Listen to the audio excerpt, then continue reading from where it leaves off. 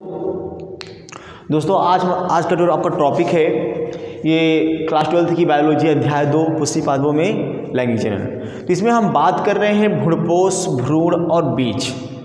इसी के साथ मैं आपका इस चैप्टर को समाप्त कर दूंगा और कल से मैं आपका तीसरा चैप्टर चलाऊंगा। इसका नाम है मानव में जनन। ध्यान दीजिएगा। अब यहाँ भ्रूणपोष है, भ्रूण है, बीज है, सीड है, इम्ब्रियो है, इंडोस्पर्म है, इसके बारे में बात कर रहा हूँ। ध्यान दीजिएगा। हालांकि इसमें से एक नंबर के क्वेश्चन पूछते हैं बट बहुत ज़्यादा इंपॉर्टेंट नहीं है, बट आपको जानना इंपॉर्टेंट है। ध्यान दीजिएगा। तो यहाँ हम भ्रूणपोष को बात करते हैं। इंडोस्पर्म, बड़ा प्यारा सा नाम है। भ्रूणपोष जो भ्रूण को पोषण देता है। इंडोस्पर्म यानी जो भ्रूण को पोषण देता है उसको हम क्या बोलते हैं? भ्रूणपोष। और जो भ्रूण होता है वो किसको क्या बोलते हैं? इम्ब्रियो।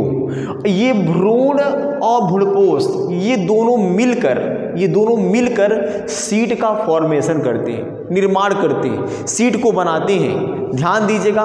अगर हम जैसे बात कर लें, अगर हम भ्रूण की बात कर लेते हैं, ध्यान दीजिएगा। जैसे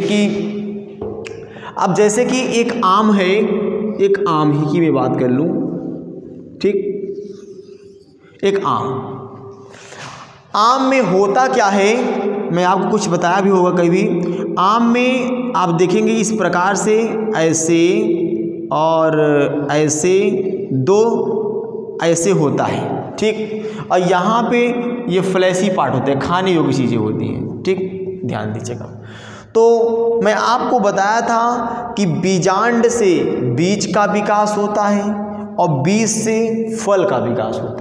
मैं आपको बताया था कि बीजांड से बीज का विकास होता है और बीजों से फल का विकास होता है। तो बीजांड ओयूल क्या है? भ्रूणपोष, इंडोस्पर्म जो भ्रूण को पोषण देता है। जो गुठली होती है, गुठली ही भ्रूण को पोषण देती है और उसी को हम क्या बोलते हैं? भ्रूणपोष। और भ्रूण क्या है? इम्ब्रियो क्या है? जो अंदर बीजांड यानी जो male and female gamete are fused, यानी नर और मादा जनांग, यानी नर की बात करेंगे तो परागकण, और जब परागकण और अंडाशय जब आपस मिलते हैं तो उसी समय क्या बनता है? भ्रूण बनता है, इम्ब्रियो बनता है। और वही इम्ब्रियो क्या बनाता है? बीजांड बनाता है, ओयूल बनाता है। बीजांड बनाता है, ओयूल बनाता है और उसी को हम भ्रूण कहते हैं, बीजांड कहते हैं। और यही बीजांड आगे चलकर क्या बनाता है? भ्रूणपोष बनाता है, यानी हम कह सकते हैं गुठली बनाता है। दोस्तों मैं आपको बता ये रहा हूँ कि जो भ्रूणपोष होता है, कभी कभी आप देखे होंगे कोई आम जैसे कोई फाड़ता उड़ता है तो उसमें से अगर जिसमें गुठली नहीं पड़ा होता, जिस आम में गुठली नहीं पड़ी होती है उसको काटते हैं, देखते उसमें से पतला पतला दो बीज निकलते हैं, ऐसे दो फांकी जैसा होता है, काजू जैसा होता है, तो वो भ्रूण होता है, यूल होता है। तो इसको कुछ लोग छिटकाते हैं, ऐसे करते, देखो भैया इसकी शादी किधर होगी, ऐसे बोलते हैं ना। तो जब ऐसे करते जैसे भागता है स्लिप करके, ठीक है। फिर यहाँ पर क्या होता है कि यहाँ इस प्रकार से ऐसा होता है। तो यहाँ भ्रूणपोष, तो मैंने कहा कि जो भ्रूण होता है, जो इम्ब्रियो होता है, जो बीजांड होता है, बीजांड से भ्रूणकोष का विकास होता है, गुठली का यानी सीड का विकास होता है। तब इन दोनों मिलकर क्या बनाते हैं? सीड बनाते हैं, बीज बनाते हैं। और यही बीज मिलकर क्या करते हैं? बीज आगे चलकर फल बनाएंगे और फल के ऊपर से क्या बोलेंगे? फलभित्ति बनाएंगे। दोस्तों तो मैं इसकी बात मैं थोड़ा सा कर दिया, ध्यान दीजिएगा। और आपका मस्ट इम्पॉर्टेंट है, थोड़ा सा एक हेडिंग और है, मैं आपको इसी में बता के समाप्त कर दे रहा हूँ। एक है आसंग जनन। आसंग जनन इसको बोलते हैं एपोमिक्सिस। एपोमिक्सिस आसंग जनन कहते हैं। और एक होता है बहुभ्रूणता, ठीक। बहुभ्रूणता, ठीक है। ये बहुभ्रूणता होता है, बहुभ्रूणता होता है। और बहुभ्रूणता हम क्या बोलते हैं? पॉली एम्ब्रियोनी बोलते हैं, पॉली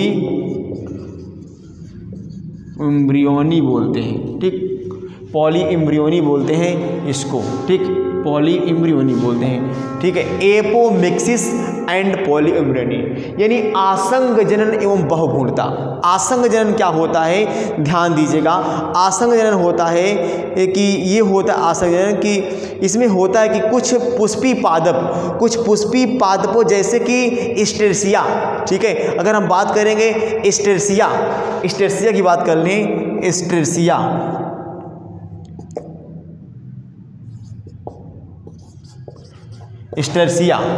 स्टेरसिया में होता ये है कि ये एक प्रकार की घास है। जो स्टेरसिया है एक प्रकार क्या है भैया, ये घास है, ठीक है, स्टेरसिया एक प्रकार घास है। तो ये इस घास में क्या होता है कि बिना निषेचन के ही बीज पैदा करता है। ये स्टेरसिया घास बिना निषेचन के बीज पैदा करता है और इसी घटना को हम क्या बोलते हैं, आसंग जनन कहते हैं। यानी यदि कोई पौधा बिना निषेचन के ही बीज पैदा करने की क्षमता रखता है, उस घटना को आसंग जनन कहते हैं। ये घास में होता है, उस घास का नाम क्या है, स्टेरसिया घास है। और उसी प्रकार यहाँ जो बहुभ्रूणता है, बहुभ्रूणता में होता क्या है, इसमें तो डिफरेंट प्रकार का है। इसमें होता है कि कुछ प्रजातियों में प्रत्येक बीजांड में अनेक भ्रूण होते हैं। प्रत्येक बीजांड में यानी एक बीजांड में अनेक भ्रूण होते हैं, यानी होते हैं बीज में। इस भ्रूण को हम क्या बोलते हैं, उपस्थित बहुभ्रूणता कहते हैं। यानी बहुभ्रूणता मतलब होता है कि प्रत्येक बीजांड में अनेक भ्रूण का पाया जाना, वही क्या कहलाता है, बहुभ्रूणता कहलाता है, यानी पॉलीइम्ब्रियोनी कहलाना है। प्रत्येक बीजांड में अनेक भ्रूण का पाया जाना ही बहुभ्रूणता कहलाता है। तो दोस्तों ये आज की टॉपिक थी, मैं ये चैप्टर को ख़त्म कर दिया और कल से दोस्तों मैं आपको पढ़ाऊँगा चैप्टर नंबर 3 है, जो बहुत इंपॉर्टेंट है, सिलेबस में बहुत अच्छा है वो। नमस्कार दोस्तों।